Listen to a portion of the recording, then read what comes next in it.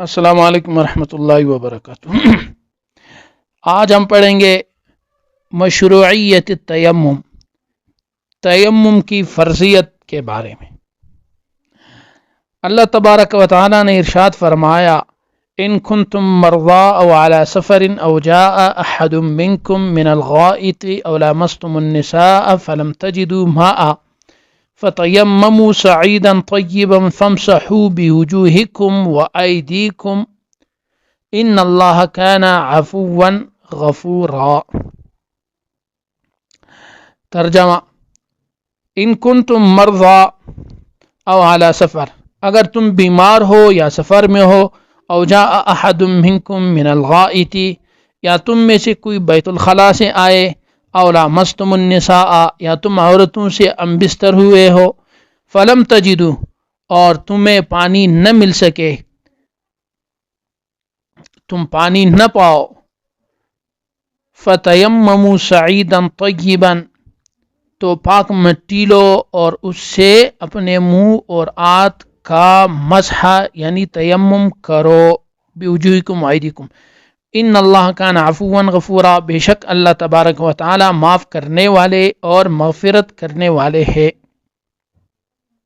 سورہ نساء۔ اور جناب نبی کریم صلی اللہ تعالی علیہ وسلم نے ارشاد فرمایا، فضلنا علی الناس بثلاث،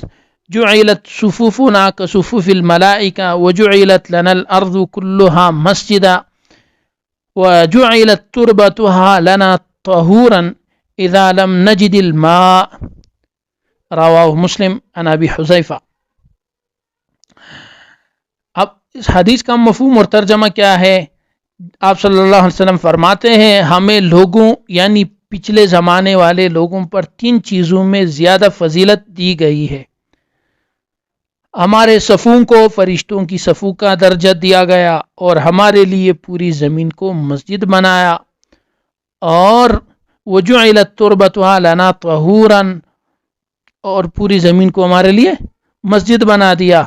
اور اس کے ساتھ ساتھ پانی نہ ملنے پر اس کی مٹی ہمارے لیے اللہ پاک نے پاک قرار دی ہے۔ یہ قرآن کی آیت تیمم کے متعلق اور حدیث مبارکہ تیمم کے متعلق آپ کے سامنے بیان ہوئی۔ اب اس کے بعد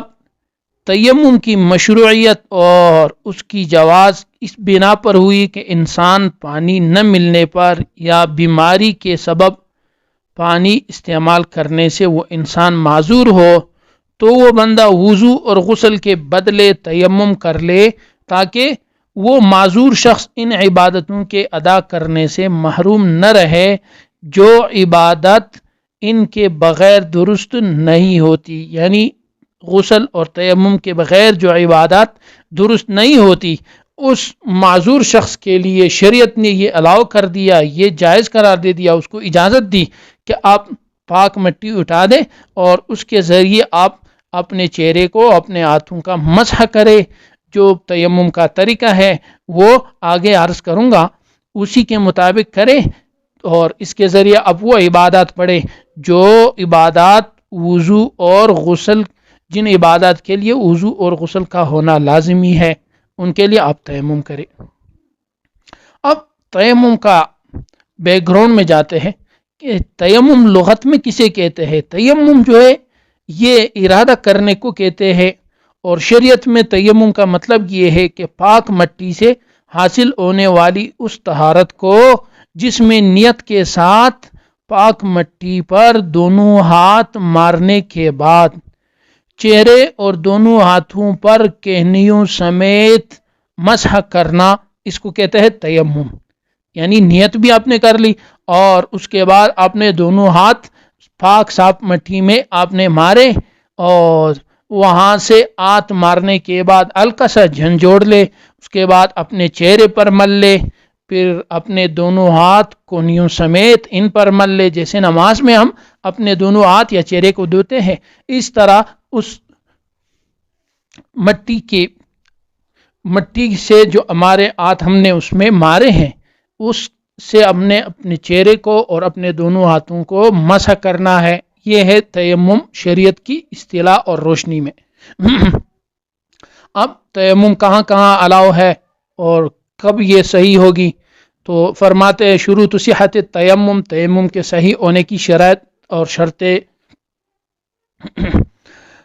8 ایسی شرطیں ہیں کہ جس کے پائے جانے کے بعد ہی تیمم درست ہوتا ہے اگر وہ نہ ہو تو پھر وہ تیمم درست نہیں ہے۔ نمبر 1، پہلی شرط یہ ہے نیت کرے، بغیر نیت کے تیمم بالکل درست نہیں ہوتا۔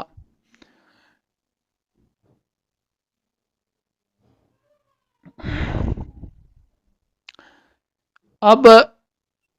اس تیمم سے جس سے نماز درست ہوتی ہے، مندرجہ ذیل 3 امور میں سے ایک کی نیت کرنا ضروری ہے۔ نمبر 1، حدث یعنی جو ناپاکی ہے اس سے پاکی حاصل کرنے کی نیت کرے۔ نمبر 2، مطلب یہ کہ آپ کو کوئی حدث لائق ہے، آپ کو کوئی بے وضوئی آئی ہے، کوئی نجاست آئی ہے، خواہ حقیقی ہو یا حکمی ہو، تفصیل گزر چکی ہے، اس سے پاکی حاصل کرنے کی نیت کرے۔ اور نیت کرنے میں حدث کا تعین ضروری نہیں ہے کہ مجھ پر غسل واجب ہے، یا میں نے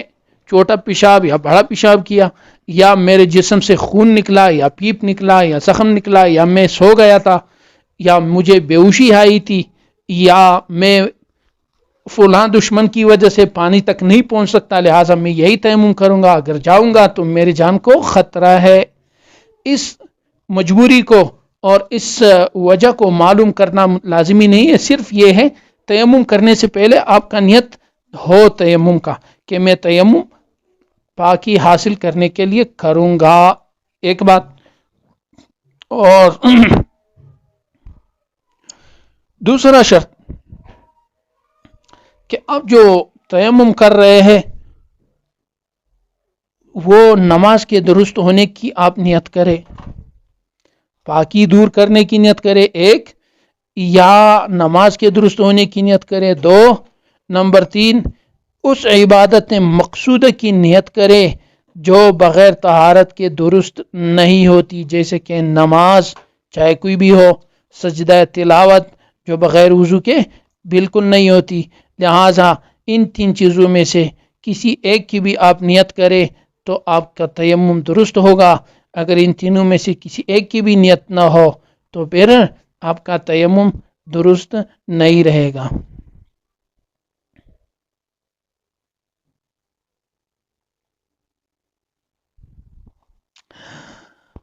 یہ ہو گئی وہ تین امور کے جن میں سے ایک کا نیت کرنا ضروری ہے۔ دوبارہ سماعت فرما لے، ایک، وہ جو ناپاکی آپ کو لاحق ہے، وہ حقیقی ہو، حکمی ہو، یا جو مجبوری ہے، آپ اس سے پاکی حاصل کرنے کے لیے تیمم کرے، ایک یہ نیت ہو۔ اب وہ جو مجبوری ہے یا وہ جو ناپاکی ہے اس کو بیان کرنا اور متعین کرنا لازمی نہیں ہے، صرف اس سے پاکی حاصل کرنے کی نیت کرے، اس کو متعین اور معلوم کرنے کی، مینشن کرنے کی ضرورت نہیں ہے۔ نمبر 2، نماز کے درست ہونے کی نیت کرے، یہ بھی صحیح ہے۔ اگر ان دونوں میں سے کوئی نہ ہو تو اس عبادت مقصودہ کی نیت کرے جو بغیر طہارت کے درست نہیں ہوتی، جیسے نماز، سجدہ تلاوت، یہ چیزیں بغیر وضو کے درست نہیں ہوتی، تو ان 3 میں سے کسی ایک کی نیت کرے، یہ ہوا پہلا شرط۔ اب جو آخری بات ہم نے کہی تھی کہ عبادت مقصودہ، اس کے متعلق آپ کچھ تفصیل سماعت فرما لیں کہ اگر کسی نے مصحف یعنی قرآن پاک چھونے کی نیت سے تیمم کیا تو اس تیمم سے نماز ادا نہیں کر سکتا، اس لیے کہ قرآن شریف کا چھونا یہ عین عبادت نہیں ہے، مقصود اصلی نہیں ہے۔ اصل عبادت تو قرآن کریم کی تلاوت ہے اور قرآن کریم کے پیغامات کو اپنے اندر اور اپنی زندگی کا حصہ بنانا ہے۔ قرآن کو ہاتھ لگانا یہ عین عبادت اور مقصودی عبادت نہیں ہے، لہٰذا ایسے نہیں کر سکتے۔ ایک آدمی ہے کہ اس کا ارادہ ہے میں قرآن کو ہاتھ لگانا چاہتا ہوں، اس کے لیے وہ تیمم کرے، تو یہ تیمم کے ذریعے تو اس نے قرآن کو ہاتھ لگایا، لیکن یہ تیمم اس کے وضو کے لیے، اور اس کے ساتھ ساتھ وہ اس کو جو بیماری لائق ہے، حدث لائق ہے غسل کی وجہ سے، وہ حدث اس تیمم کے ذریعے اس سے دور نہیں ہوگی، اس لیے کہ جس مقصد اور ٹارگٹ کے لیے اس نے تیمم کیا تھا وہ صرف قرآن کو چھونا تھا، اور وہ قرآن کو چھونا عین عبادت نہیں ہے، اور اس نے جو نیت کی ہے وہ عین عبادت کے لیے نہیں کی ہے، لہذا یہ تیمم صرف قرآن کی چھونے تک باقی رہا، اس کے علاوہ اس بندے کے لیے یہ تیمم کارآمد نہیں رہا۔ اسی طرح اگر کسی انسان نے آذان دینے کے لیے یا اقامت کہنے کی نیت سے تیمم کیا تو اس تیمم سے بھی وہ شخص نماز نہیں پڑھ سکتا، اور اگر پڑھے تو وہ درست نہیں رہے گی۔ کیوں؟ اس لیے کہ آذان اور اقامت یہ دونوں عبادات ہے، لیکن بذات خود مقصود بذات عبادات نہیں ہے، بلکہ یہ آذان اور اقامت جو ہے وہ نماز کے لیے ذریعہ ہے، تو نماز کے لیے ذریعہ ہونے کی وجہ سے عبادت ہے، لیکن عبادت مقصودی نہیں ہے، عبادت مقصودی جو ہے وہ نماز ہے۔ تو اس لیے اس تیمم سے وہ شخص آذان تو دے سکتا ہے، اقامت دے سکتا ہے، لیکن وہ نماز نہیں پڑھ سکتا اس تیمم سے۔ یہ تیمم کا یہ بحث رہا۔ اور ایک اور مسئلہ اسی سے متعلق، اسی سے ریلیٹڈ، کہ اگر کوئی قرآن کریم کی تلاوت کرنے کی نیت سے تیمم کرے اور اس شخص کو، یعنی یہ تلاوت کرنے والے شخص کو حدث اصغر لاحق ہو، تو اس تیمم سے بھی نماز درست نہ ہوگی۔ حدث اصغر کا مطلب یہ ہے کہ اس شخص پر تیمم سے پہلے وضو کرنا لازم تھا۔ آسان سا آپ سمجھے، یعنی اس شخص کو حدث اصغر کا مثال یہ ہے، اس شخص نے پیشاب کر کے یا بڑا وضو بنا کر پخانہ کر کے، یا اس کے جسم سے خون نکلا یا پیپ نکلا، تو اس کے ذریعے صرف وضو لازمی ہوتا ہے انسان پر، یا سونے کی وجہ سے یا بے ہوشی کی وجہ سے، تو صرف وضو اس پر لازم تھا۔ ان صورتوں میں حدث اصغر کا مطلب یہ ہے کہ وہ حدث، وہ ناپاکی، وہ صرف وضو سے دور ہو سکتی ہے، تو اس صورت میں اس شخص نے تیمم کیا کہ میں اب تلاوت کروں گا، اب اس نے تو تیمم کر لیا حدث اصغر کی وجہ سے، یعنی اس ناپاکی کی وجہ سے جو ناپاکی صرف وضو سے دور ہو سکتی ہے، تو اب یہ شخص اس تیمم کے ذریعے نماز نہیں پڑھ سکتا۔ اب یہ پڑھ کیوں نہیں سکتا؟ حالانکہ قرآن کی تلاوت تو مقصود ذاتی ہے، عبادت مقصودہ ہے، تو جواب یہ ہے کہ یہ شخص اگرچہ نماز کی قرآن کی تلاوت کے لیے تیمم کر چکا ہے، اور قرآن کا تلاوت یہ عبادت مقصودی اور ذاتی ہے، لیکن پھر بھی یہ اس تیمم سے نماز نہیں پڑھ سکتا۔ اس کی وجہ یہ ہے کہ قرآن مجید کی تلاوت میں ایک آپشن اور ایک راستہ ایسا بھی ہے، اگر یہ شخص تیمم نہ کرتا تو پھر بھی اس کے لیے ایک موقع، ایک آپشن اور ایک راستہ تھا کہ وہ قرآن کی تلاوت کرتا۔ مثال کے طور پر زبانی کر لیتا، ان کو جو صورتیں یاد ہے وہ زبانی پڑھ لیتے، اور حافظ قرآن ہے وہ تو پوری قرآن پڑھ سکتے ہیں الحمدللہ۔ تو اس لیے وہ شخص جس نے وضو کی ضرورت ہونے کی وجہ سے اس نے تیمم کیا، یاد رکھنا وضو کی ضرورت ہونے کی وجہ سے، یعنی اس کو وہ ناپاکی لاحق تھی جو وضو سے دور ہو سکتی تھی، لیکن اس نے تیمم کر لیا کہ میں اس تیمم سے قرآن کی تلاوت کروں گا، لیکن اب اسی تیمم سے اس نے قرآن کی تلاوت کر لی، تلاوت صحیح ہو گئی، لیکن اس تیمم سے وہ نماز نہیں پڑھ سکتا، پڑھے گا تو وہ نماز صحیح نہیں رہے گا۔ وہ اس لیے کہ اس نے جو تیمم قرآن کی تلاوت کے لیے کی تھی، اگرچہ قرآن کی تلاوت عبادت مقصودہ ہے، لیکن اس تلاوت کرنے میں اس کے ساتھ ایک اور آپشن بھی تھا کہ وہ زبانی تلاوت کرتا، لیکن پھر بھی اس نے کر لیا، تو یہ تیمم صرف اس قرآن کی تلاوت تک رہا، اس کے ذریعے وہ نماز ادا نہیں کر سکتا، اب اس نے تیمم کرنا ہوگا نماز کے لیے۔ یہ پہلا شرط مکمل ہوا وضو کے تیمم کے شرائط میں سے، اور اس پہلے شرط میں چند امور ایسے تھے جن میں سے کسی ایک کا نیت کرنا لازمی تھا۔ پھر اس کے بعد اس نیت، تین امور کے فائدے کہ ان تین امور میں سے کسی اور چیز کے لیے آپ نے نیت کر کے تیمم بنائی، اور تو پھر اس تیمم کے ذریعے آپ وہی چیز ادا کر سکتے ہیں جس کے لیے آپ نے تیمم کیا ہے، اس کے علاوہ کے لیے آپ نہیں کر سکتے۔ یہ بہترین بحث تھی اور اس کو زیادہ حذبر رکھنا چاہیے تاکہ یہ موقع پر ہمیں جلد از جلد یاد رہے اور موقع پر ہم اس کو عمل میں لا سکے۔ اب یہاں سے انشاءاللہ الشرط الثانی بیان کریں گے۔ تو تیمم کے صحیح ہونے کے لیے مطلب کس وقت تیمم جو ہے وہ ہمارے لیے الاؤ ہے، تیمم کرنا جائز ہے، اس کے لیے 8 شرطیں تھی۔ پہلا شرط تو آپ سے کہا تھا کہ پہلا شرط یہ ہے کہ نیت کرنا ہے کہ میں تیمم کروں گا، میں تیمم بناؤں گا۔ دوسرا شرط یہ ہے کہ مذکورہ اعذار جو عذر گزر چکے ہیں ان میں سے تیمم کے جائز ہونے کے لیے کسی ایک عذر کا پایا جانا ضروری ہے۔ اب آنے والے چند عذر ہم بیان کریں گے، اگر ان میں سے کوئی ایک عذر ہو تو پھر وہ آپ عذر کی وجہ سے آپ کے لیے تیمم کرنا جائز ہے۔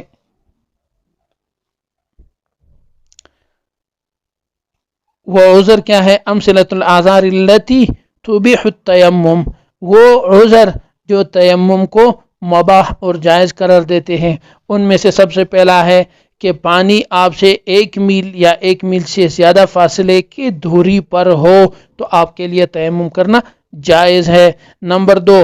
اس کو اس بات پر یعنی جو تیمم کرنے والا ہے اس کو اس بات پر ظن غالب ہو یا کوئی مسلم ماہر ڈاکٹر نے بتایا ہو کہ اگر آپ پانی استعمال کریں گے تو آپ کو لاحق شدہ مرض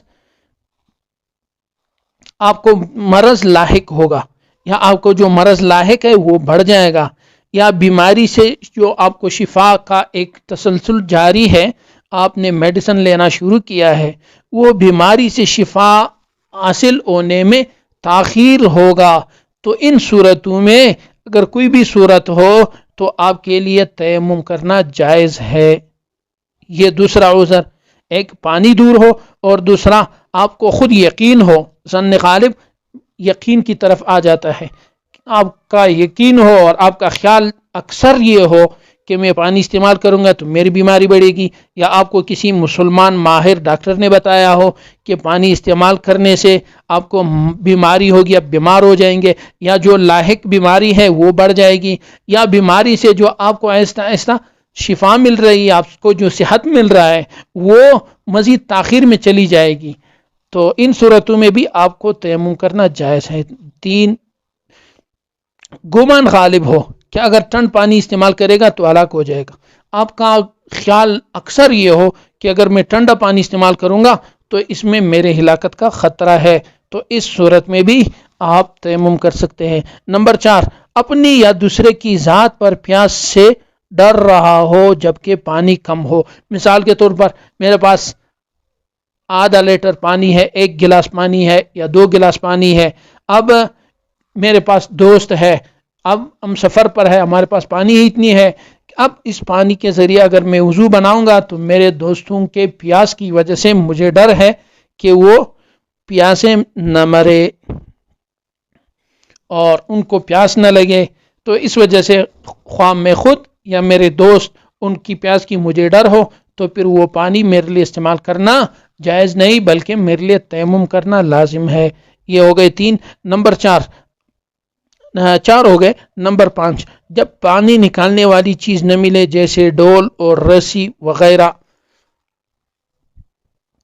آپ کے پاس کنواں ہے، آپ کے پاس کنویں میں پانی ہے لیکن اس کنویں سے پانی نکالنے کی مثال پہلے زمانے کی دے رہی ہے، وہاں سے پانی نکالنے کے لیے کوئی سبب نہیں ہے، جیسے ڈول ہوا اور اس ڈول کے ساتھ ڈول ہے اس کے ساتھ رسی نہیں ہے، تو ان چیزوں کے نہ ہونے کی وجہ سے آپ کے لیے تیمم کرنا جائز ہے. یہ ہو گیا 5 عذر. نمبر 6، اپنے اور پانی کے درمیان، یعنی وہ تیمم کا ارادہ کرنے والا شخص، اس کے اور پانی کے درمیان کوئی دشمن موجود ہے، خواہ وہ دشمن انسان کی شکل میں ہو یا چیر پاڑ کرنے والا جانور ہو. مثال کوئی ایسا جانور ہو کہ جو انسان کو چیر پاڑ کر کے رکھ دیتا ہے، جیسے چیتا ہوا، شیر ہوا، اور بھی اس کی مثالیں ہیں، یا انسانی دشمن ہو، انسان کی صورت میں ہو. اب یہ شخص اگر وضو کرنے اس پانی کے پاس جائے گا تو اس کی زندگی کو خطرہ ہے اور غالب گمان ہے کہ وہ اس کو نقصان پہنچائیں گے. تو اس وجہ سے اس شخص کے لیے 6 سبب ہو گئے کہ اس شخص کے لیے تیمم کرنا جائز ہے. باقی اسباب انشاءاللہ کل کے سبق میں پڑھیں گے. السلام علیکم ورحمۃ اللہ.